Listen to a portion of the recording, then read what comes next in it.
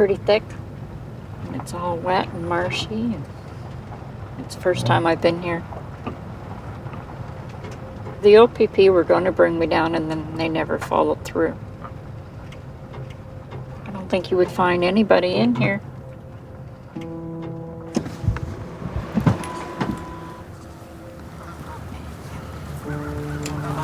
Yeah, there's another blue one hanging there. See, there's all kinds of ribbons over in there. Yeah. There's another one over there by the water.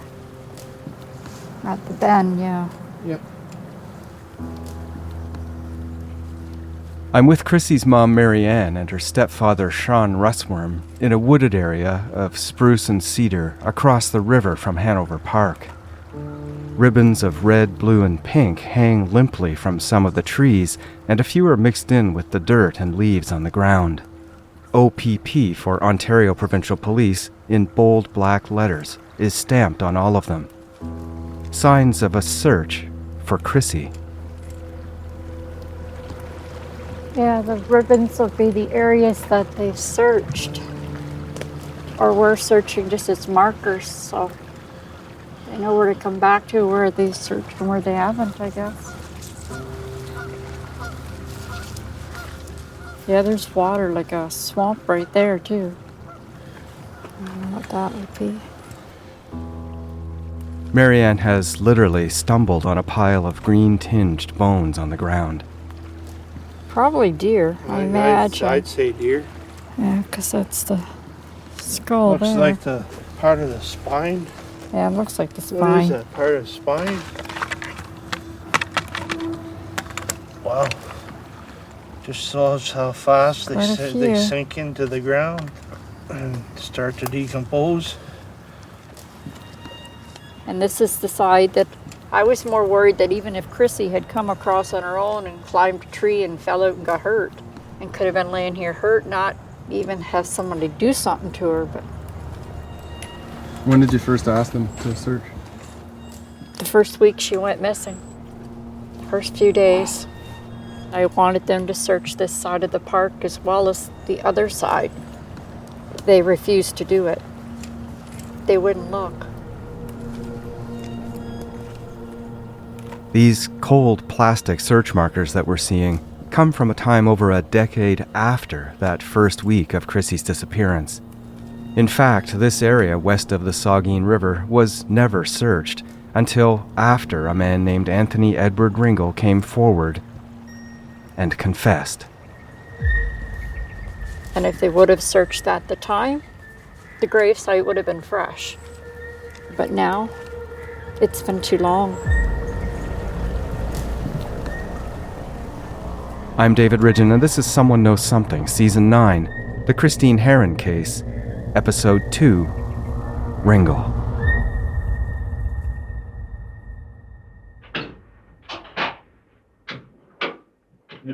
Sleeping for a little bit. Just have a seat over that blue chair. In a blue chair in the corner of an interrogation room slouches a 35-year-old man. He's wearing a black Adidas shirt, about 5'6", with blunt features and long, though sparse, hair. This is Anthony Ringel, opposite two seated police in white shirts. This is the first interview undertaken by OPP investigators at the Walkerton station in August 2004, just hours after Ringel's confession at a family gathering. Now, I understand that you wanted to talk to me about something that you wanted to get off your chest, something that's been bothering you. No questions. No comments.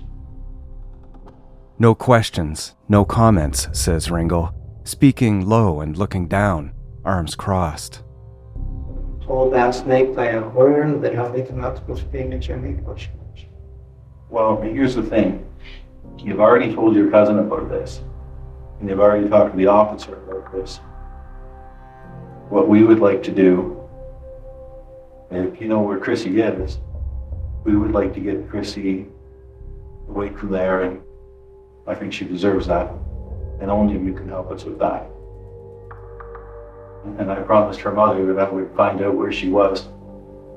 so that we could get her a decent Christian burial. And this has been bothering me for a long time. You don't want to let it keep bothering me. Look at me. Anthony. Chrissy's in the ground somewhere. She just needs a reveal. You can help me with that. And I really want you to help me with that. No comments.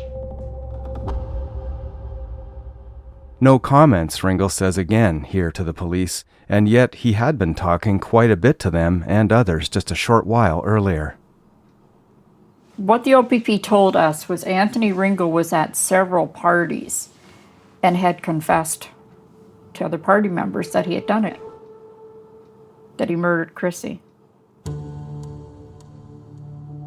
Ringel's confession comes 11 years after Chrissy's disappearance, 11 years of police work that never pointed at Anthony Ringel. Anthony was born on December 10, 1968, one of 6 children.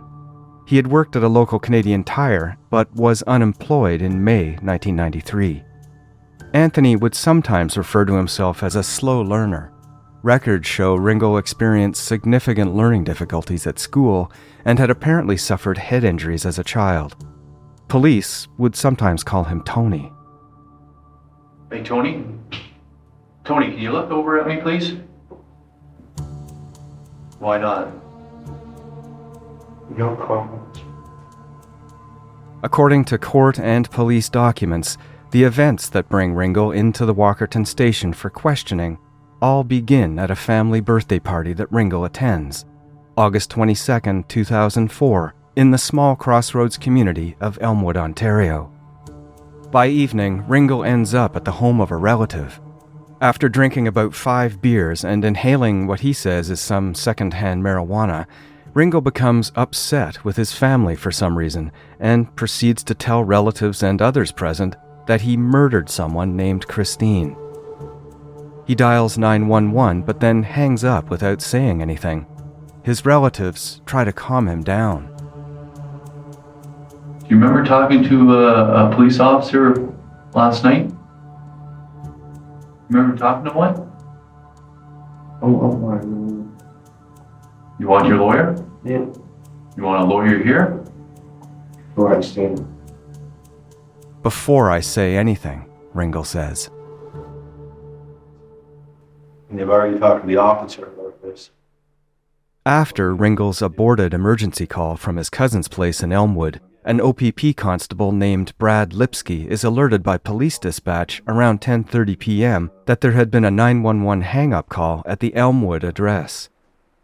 Now, Tony, look, earlier tonight you phoned 911 and you wanted to talk to an officer. Lipsky arrives at the apartment gathering in his squad car and climbs some stairs to speak to one of Ringel's cousins. At some point, Constable Lipsky turns and sees someone walking up toward him. It's Ringel, and he's holding his hands out, palms together, seemingly as if to be handcuffed. And you said that you were responsible for Christine Harron disappearing. Ringel then says to Lipsky, "I did it. Take me away." Then a short time later, Ringel tells him, "I killed Christine." "Christine who?" says Lipsky. And Ringel replies, "Christine Harris, Christine Harron. I can show you where I buried her. I need to get this over with." Keep going straight, I'll show you where he confessed to the cop. You may know. Actually, no, I don't. Let's keep going. Is this Elmwood? Yes, it is. Keep going straight. You don't know, did you, Marianne, where Anthony confessed at the time? No. Officer Lipsky arrests Ringel for murder and places him in his cruiser. Soon thereafter, around 11 p.m., Ringel's mother, Loretta, arrives after being called in by the worried relatives. Lipsky explains to Ringel's mother that Ringel had just told him that he killed a girl named Christine. The mother tells Lipsky that years earlier, a girl named Christine Harron went missing, whereupon Ringel, who has been listening through the cruiser door, speaks to his mother, saying, "Remember the girl named Christine?" There was a party, I believe, in that house. Mm-hmm. That one there. This one Yeah. here? Yep. He got out. These are the addresses in the documents. He confessed to his mother there, Mm-hmm. and he went in there, and that's where the cop cuffed him near those stairs there. Constable Lipsky then drives Ringel to the Walkerton detachment. Ringel urges Lipsky to take him to Hanover, only 10 minutes away, because he wants to show him something. Instead, Lipsky takes Ringel to Walkerton and reads him his right to counsel, advising him he can speak to a lawyer if he wants to. Ringel replies that he does. Lipsky then calls legal aid for Ringel, and then after that his OPP superiors. This call brings in several police investigators. Okay, my name is Mark Wright. I'm a detective inspector with the OPP. Okay, make sure you speak. Anthony, see up on the roof there? Those are microphones. So we gotta make sure that we get your voice or there's no point in this, okay? Detective Inspector Mark Wright, a 24-year veteran with the OPP, is the officer in charge of the Harron investigation at the time. He begins this second police interview with Ringel around 5 a.m. By now, Ringel has been given a blanket, and he sometimes speaks into it, muffling his answers. Anthony, give us your full name. Anthony Edward Ringel. Okay, listen to me very carefully, all right? Right now, you're under arrest for the murder of Christine Harron because you told that police officer that you killed her. Remember that? Is that correct? Yes. And then at some point you say, and I'll take you to where she is or something like that. Is that right? What exactly what'd you say? I show you where she is. That's what you said, right? Okay, so this is pretty serious stuff, right? So you grabbed the phone to dial 911, right? And why did you do that? Because I didn't want to be around my family anymore. Because he didn't want to be around his family anymore. Right. So you did this to make your mother mad, or you were mad so you wanted to go away? So help me understand this, Anthony, but why dial 911? Because you wanted the coppers, obviously, there to come, right? But you didn't say anything on the phone. No. All right. What were you going to say? Anthony. I was probably going to say the same thing. He said I murdered somebody. So what did you think was going to happen when you say something like that? Well, I probably knew that I was going to get arrested. So you got arrested, you got what you were looking for, right? Huh? Okay. Why don't we turn off the tape? It's about 20 after 5. We're going to check some things out. The interview eventually ends, and Wright escorts Ringel out. Today's date is Monday the 23rd of August 2004. My name is Detective Sergeant Martin Graham, a badge number. But soon another officer comes into the picture named Martin Graham, a detective sergeant with the OPP's Behavioral Sciences Unit. Did you kill Christine Harron? No. Are you telling me the truth? I think. Here, Officer Graham also tries to get Ringel to repeat his statements from the night before, but Ringel seems of a different mind. Sorry. One of the most important things is to make sure that you tell me the complete truth, all right? Yes. Do you understand how serious this is? Yes. Because I don't think you're being, 100% honest with me. And as I said to you, Anthony, that's what we need. For your sake. Yeah? And tell me what happened. Well, see, that's what I mean. I think I said things that I shouldn't have said. That's what I mean. I'm saying I said things I shouldn't have said, Ringel says. Anthony, whereabouts in Hanover are we going to take listen to? Because I think we should go down there, shouldn't we? Graham pushes into the location Ringel was trying to get Officer Lipsky to take him the night before. Last night, when you and the officer were talking, you really wanted to take that officer to somewhere in Hanover. I think it's down by the water, isn't it? Yeah? Here, Ringel agrees that the location is by the water. And whereabouts in Hanover were you going to take the office? Unfortunately for you, he couldn't help you out and take you there last night. But I can do that now because I've got a bit of time. It has now been 17 hours since Ringel was taken into police custody, and he has not yet appeared before a judge. In police video, Ringel can at times be seen huddling in his blanket and slouching in his seat or drinking coffee. Detective Sergeant Graham tries hard to present a sympathetic embrace to Ringel's situation, and he continues to circle back to the evening before at the party where Ringel made his confessions. Something triggered for you last night, mate. I don't know what that is. But I know what happened after the trigger happened is that you felt compelled to tell people that know you that you had done something. And eventually, about an hour after Graham urges Ringel to be truthful, there appears to be something of a breakthrough. Because always in these matters, any time something like this happens, there's always a reason why it happened. You were then so overcome because you had finally said it to help yourself out. And that's understandable.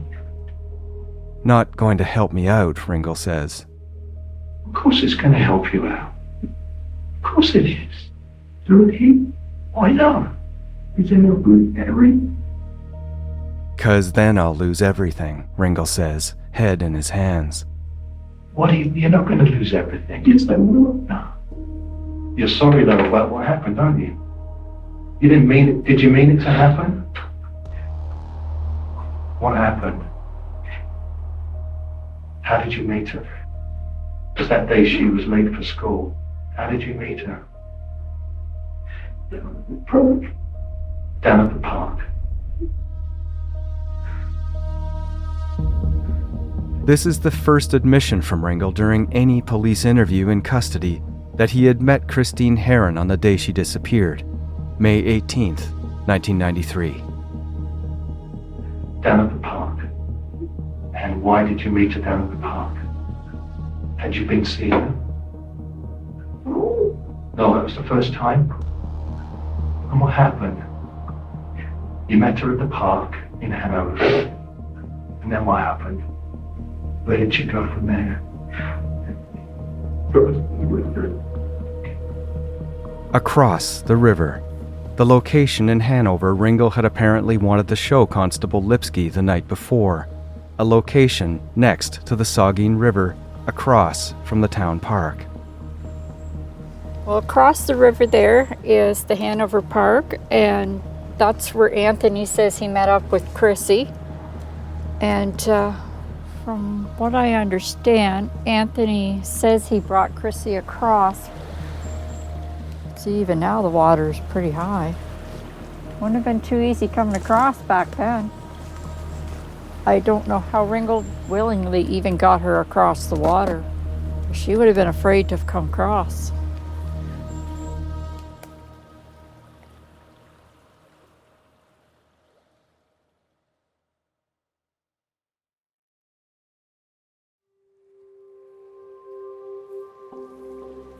By this time in the Ringel interview process, it is end of day, but police take Ringel to Hanover anyway. Wearing suits and dress shoes, they make attempts to follow Ringel through the thickets, slipping and sliding their way in the mud, but to no avail. Alrighty. It's 10 to 10 on the 23rd of August. We're at the Walkerton OPP detachment. Police find nothing and return with Ringel around 8:20 p.m. to the Walkerton OPP station, where he's offered pepperoni pizza and a drink. And Anthony, you're under arrest for the first-degree murder of Christine Harron. Correct? You're aware of that, right? Yes or no? Yes. Okay. With no evidence of Chrissy's remains found, Detective Inspector Wright interviews Ringel again and presents himself as worried that Ringel may be making a false confession and that he wants to give Ringel an opportunity to make an exculpatory statement, one that might serve to absolve him of guilt. Okay, you've been cautioned about talking to the police, and they've given you your right to counsel, told you you could speak to a lawyer. And as a matter of fact, you've spoken to duty counsel 3 different times today, right? They told me I was supposed to go get a lawyer. Okay. They told me not to talk. Okay, and you appreciate that that's the advice they give you, but you can choose as to whether or not you're going to take that advice, right? Now, just so everybody knows, you're tucked under a blanket there because you're tired, right? Oh, it's cold. Okay. And again, you know there is no more serious charge in the Criminal Code of Canada than that charge. You're aware of that, right? Yeah. Okay. Okay, Anthony, I want you to listen very carefully to me. My job is to get to the truth. And there have been times in my career where people have said they did things that they didn't do. And I want to make sure that you're not admitting to something that you didn't do. So I'm just going to ask you straight out. Was what you told Martin the truth? It's So you killed Christine Harron. I need an answer. yes. Okay. So how do you feel after you've told? Do you feel better that you've got this off your chest? Mhm. A little, okay. Are you prepared to go to jail for the rest of your life for a crime you didn't commit? Do you know that that could happen? You know that could happen, right? Mhm. But you killed Christine. Yes or no? Yes. How come we didn't find her then? I just can't remember where. Where what? Or this spot was. Like I said, Where you killed this girl and you left her. Yeah. Ringel is definitive here, but then switches gears again. He'd like to go home. I like to go living. They swore me attention. You just wanted attention. Well, how come Sunday night at 11 o'clock you decide to say, I killed Christine here? What switch flicked on there? I don't know. Maybe you are a killer and you're just lying to me. You a killer? Look at me. You a killer? No. Anthony, I don't know what the heck to do with you. I don't know if you're a killer or not. You're a confusing young man. What am I to do with you? Look at me. What am I to do with you? Huh? Well, we'll charge me with mischief. Charge me with mischief. So if Martin came in here and talked to you all over again, could he talk you into saying that you killed that girl? Why did you pick Christine's name? I don't know. It's talked out, I guess. Well, what did you think was going to happen? You're going to dazzle your family? That you're a killer? What were you looking to accomplish? I don't know. That's not good enough. What are you looking to accomplish? Huh? I don't know. That's not good enough. I think maybe you're still a killer. Maybe you need to spend the rest of your life in jail. What do you think about that? Would that surprise you? Would that surprise you if I told you I think maybe you're lying to me right now and you killed that girl? Yeah. Yeah, what? Are you a killer? Maybe, eh? No. Pardon? Maybe. You might be a killer. Okay. Then you here. At this point, police believe that Ringel might be a killer. Detective Sergeant Graham takes another crack at trying to prove to themselves that Anthony Ringel is the real deal. I want you to try to picture exactly what she looked like. All right, everything you can remember about her. Everything. All right. Sometimes it's Curly hair. Yeah. Long. Yeah. Had glasses. Okay. Just that day, though, would you? Skinny. Yeah. If your mum was sitting right here now, how would you explain it to her? You'd say the same thing, wouldn't you? How did you feel when you were doing it? Ringel says bad. What message could I give to Christine's mum? Hurry. that I'm sorry. I'm sitting in front of the person that killed Christine Harron, aren't I? Yeah? What message do you have for your mum? Just went through what I've done. Yeah? I'm sorry for what I've done. And what would the truth be? And killed somebody. Who was it? Christine Harron. And thus, in all probability, by his own admissions and actions, Christine's killer had been found in Anthony Ringel. Justice can soon be served. After this series of police questioning, Ringel appears before a judge and is then taken to a succession of Ontario provincial jails to await trial.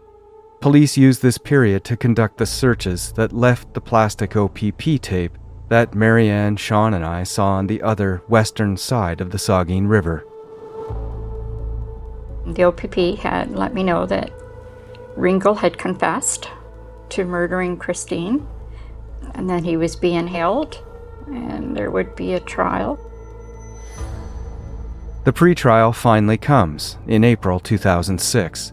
Everything seems to have fallen in place and set to move forward with the successful prosecution of a man who voluntarily came forward to admit to his family and police that he murdered Christine Harron. The Crown Attorney told us it was a slam dunk at one point. He was 90% sure Ringel was going to be convicted. But that's not what happened. They screwed up. I've got more anger towards the OPP and the town cops than I do Ringel. Nobody understands that.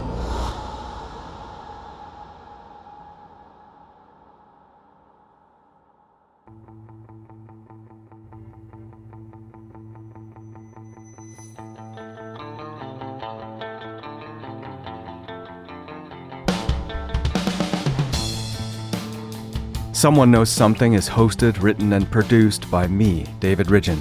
The series is also produced by Katie Swires. Sound design by Evan Kelly. Natalia Ferguson is our transcriber. Emily Cannell is our digital producer. Chris Oak is our story editor. Our executive producer is Cecil Fernandez. Tanya Springer is the senior manager, and Arif Noorani is the director of CBC Podcasts. If you want to help new listeners discover the show, please rate and review wherever you listen. Find us on Facebook by searching Someone Knows Something, or on Instagram at CBC Podcasts. You can hear next week's episode now by searching for the CBC Podcasts channel on YouTube. If you're looking for another investigative series to listen to, check out Uncover from CBC Podcasts. With new episodes released weekly, you'll hear award-winning true crime series year-round. Listen to Uncover wherever you get your podcasts. Tune in next week for an all-new episode of Someone Knows Something, or you can listen to next week's episode ad-free right now by subscribing to our true crime channel on Apple Podcasts. Just click on the link in the show description.